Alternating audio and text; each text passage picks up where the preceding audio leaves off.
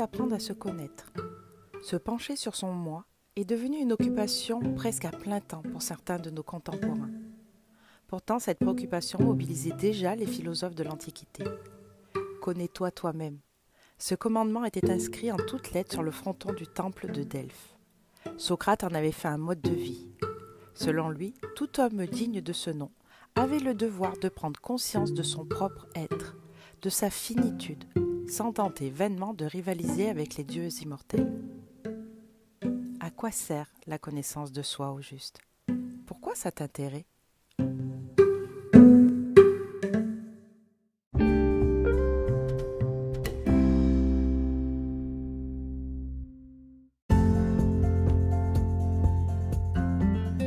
Bonjour à vous et bienvenue dans le podcast de Cœur à Plume.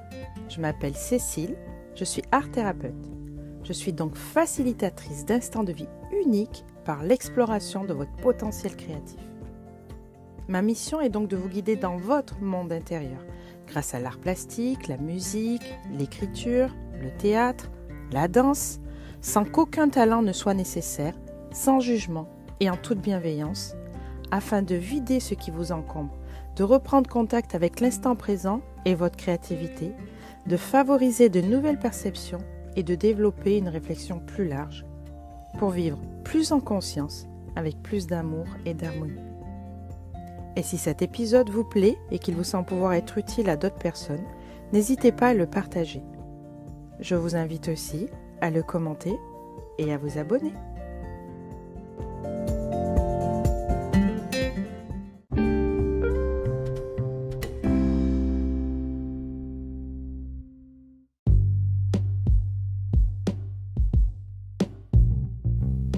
Sans connaissance de soi, impossible d'atteindre le calme intérieur.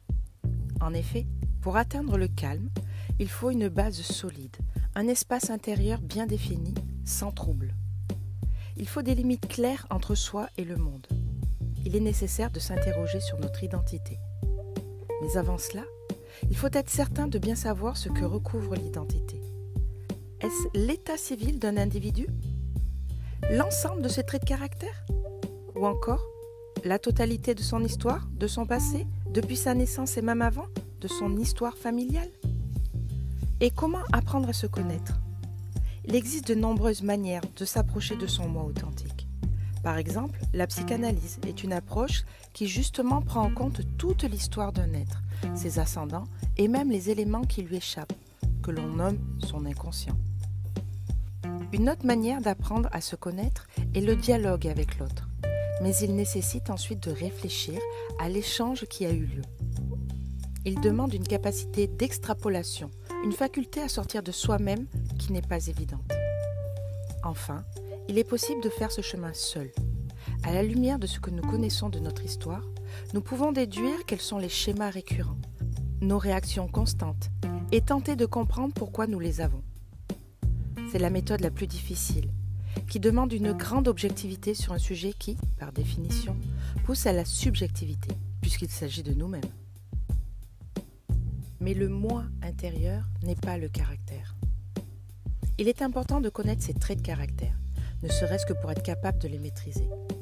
C'est un bon début pour adopter une attitude de calme, qui pourrait par la suite devenir le vrai calme intérieur.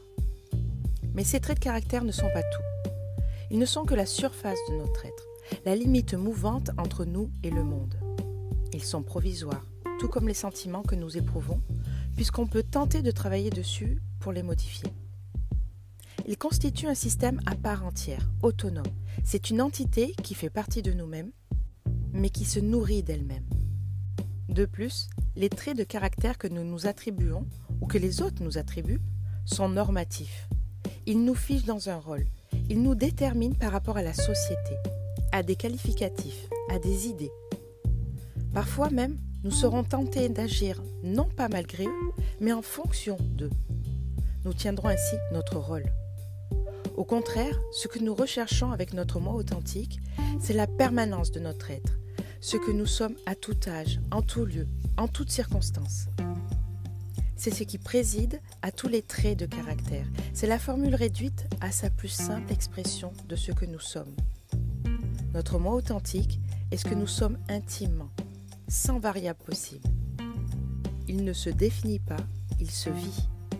Et c'est en le vivant, dans toute sa simplicité, sans jugement, sans pensée parasite, que nous atteignons le calme intérieur.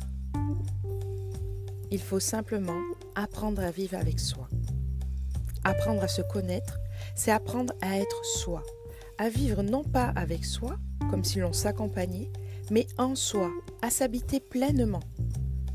Cela se passe dans l'action d'être au monde simplement, et non dans la définition ou la réflexion, l'élaboration de théories sur ce que nous sommes. Pour savoir qui l'on est, il faut se familiariser avec soi. Ne pas avoir peur, par exemple, de la solitude ou de l'éloignement de la civilisation, même s'il n'est que momentané. Cela permet de se réapproprier son moi authentique et non pas de vivre à côté de lui, comme s'il était un autre. Il faut s'adopter, s'accepter, vivre ses silences pleinement. Cela demande de la pratique, de la régularité. Il faut se donner des rendez-vous réguliers avec soi-même. Dans le bus, au travail, dans son lit avant de s'endormir, qu'importe. L'essentiel est la fréquence, l'habitude, jusqu'au réflexe. N'est-ce pas ce que font les spirituels de toutes les religions? Du moine bouddhiste au catholique en passant par le musulman? Dans toutes les formes de spiritualité, lorsque l'on parle de prière, donc de rendez-vous avec le silence, c'est toujours dans la répétition. Et c'est aussi illimité que l'intimité de chacun.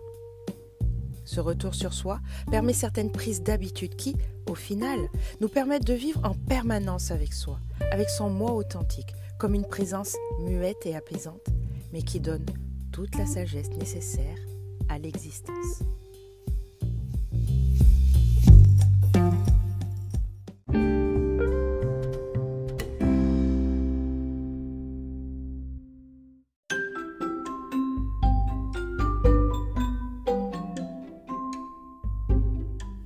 Pour atteindre le calme intérieur, il est important de savoir qui tu es.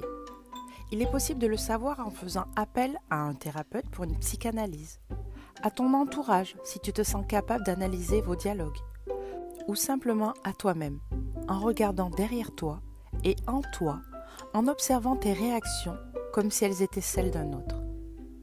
Il faut connaître tes traits de caractère pour mieux pouvoir les maîtriser. C'est le début du calme intérieur, la délimitation entre toi et le monde. Mais ils sont normatifs et surtout provisoires. Ils ne sont que ta surface, ton moi profond, authentique et celui qui est simplement au monde, qui ne se définit pas. Il se contente de l'existence. Et par la répétition des rendez-vous avec toi, avec le silence si cher à toutes les formes de spiritualité, il est possible de te familiariser avec ton moi authentique, d'apprendre à vivre avec lui en permanence. Au contraire des traits de caractère, il n'est pas paralysant ni normatif et permet simplement de vivre en paix et d'adopter le calme intérieur. Et comme toujours, si tu le souhaites, si tu en as besoin, si tu ne sais pas par où commencer, je suis là pour t'accompagner à faire le premier petit pas pour apaiser ton âme à l'intérieur de toi.